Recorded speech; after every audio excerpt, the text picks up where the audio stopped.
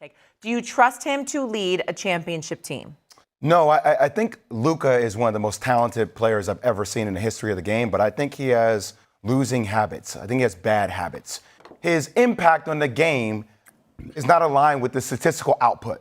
Then why is he considered a superstar? I think you could be a superstar, but it doesn't mean that you're the right leader. I've known Nico since I've been 13 years old. I'm not saying I agree with the decision, but I say there has to be something that a person like him, who's been around Kobe for most of his life, had to see behind closed doors that would push him to the point to even consider that. I have been critical of Luka Doncic, just incessant complaining with the referees, his ball dominance and, one-way style of playing, heliocentric, whatever you want to call it, and his lack of defense.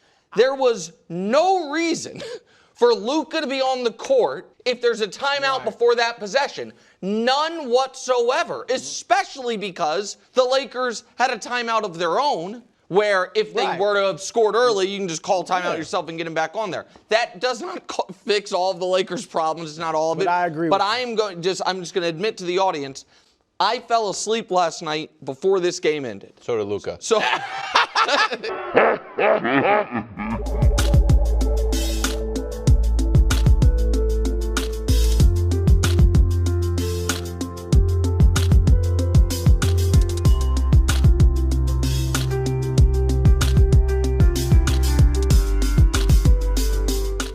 It's funny to hear these analysts talk about basketball putting them to sleep, because if anything, these goofs and their horrific takes are what put me to sleep. But if they're gonna put me to sleep, then it might as well be quality sleep. Which is why today's video is brought to you by Bear Mattress. Thanks to Bear Mattress for sponsoring this video. Head to bearmattress.com/Arnett and use my code Arnett to get 40% off your mattress. As you guys know, we've been sleeping on our Bear mattress for several months now, and it has made a massive difference in our day-to-day lives. We also just moved, and hauling heavy boxes up and down flights of stairs wasn't easy. Thanks to Bear Mattress though, we were able to recover incredibly quickly. Something we've grown to love about our Bear mattress is that one mattress can cater to two different sleep preferences. I prefer to lay on my back, and my wife lays on her side.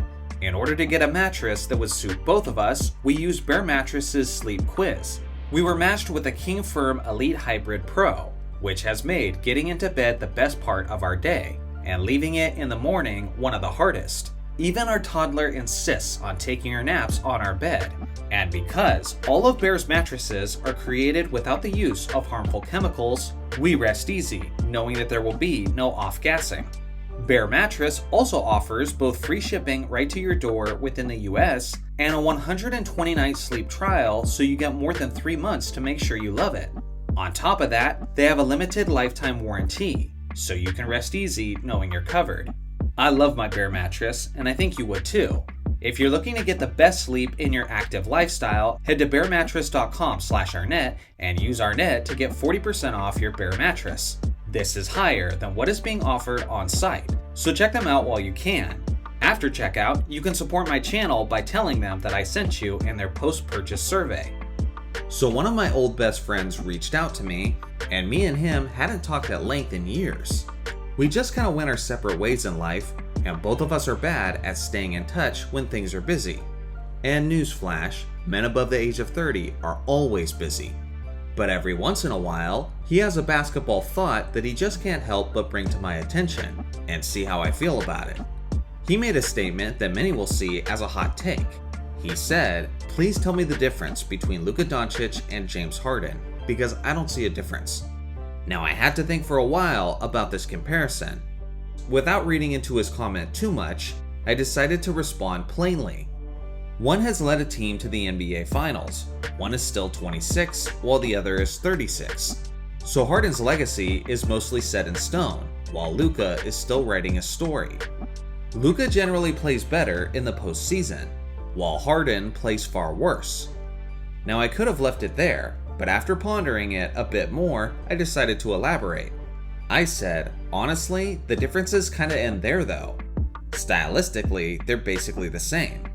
Both shoot a high volume of three-point shots. Both settle for a lot of step-back jumpers. Both are some of the biggest foul baiters and whiners in NBA history. Both are poor defensive players. They're each triple-double machines, and both get a lot of assists off of their ball-dominant tendencies. Now, even if you don't agree with my thoughts or my friends' thoughts on the matter, I still think this is a fascinating topic. Because the reality is, whether for better or for worse, we're not going to view Luka Doncic the same way when he's 36 compared to right now when he's 26. This was true of some of the greatest players in NBA history. At 26, Kobe was known as a selfish guy who ran Shaq out of town, and many believed he couldn't win a championship by himself. At 26, Michael Jordan was viewed as a superstar, but also as a me-first star, whose ball-hawking tendencies might keep him from being a champion like Bird and Magic. At 26, Dirk Nowitzki was seen as a playoff choker. LeBron was also seen as a playoff choker. In some other cases, guys were seen more positively at 26 just for their reputation to decline over time, like Kevin Durant, Patrick Ewing, and Paul George.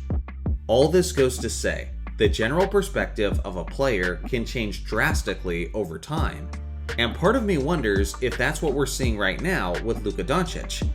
As you guys saw in the intro of this video, the media has been particularly harsh on Luka in recent weeks.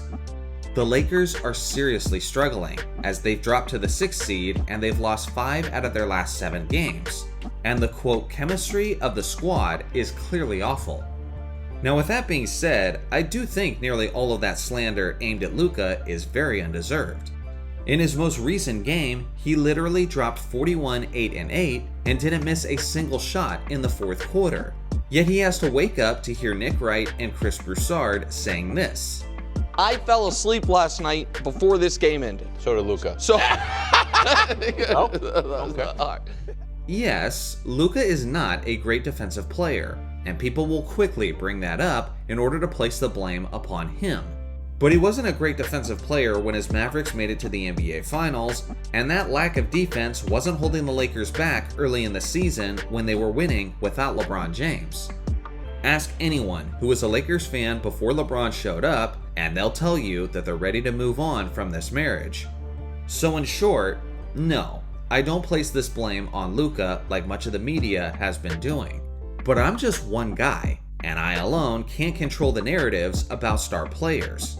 The reality is, Luka Doncic is in the middle of a pivotal point of his career, and if he doesn't either improve significantly as a defensive player or start winning in the postseason, then he may in fact be on the trajectory of a James Harden type legacy. A guy who had all kinds of hype and intrigue as an MVP candidate during his prime, and yet his lack of defense and lack of postseason success becomes the predominant memories of his career. So what do you guys think? Is the comparison to James Harden valid? Is there some major differences between the two? Or are they chips off the same block? I look forward to hearing your thoughts in the comments section below. Thanks as always to the members for supporting me and the channel. Thanks for watching as always. Make sure to like and subscribe for more basketball content, and I'll see you guys in the next video.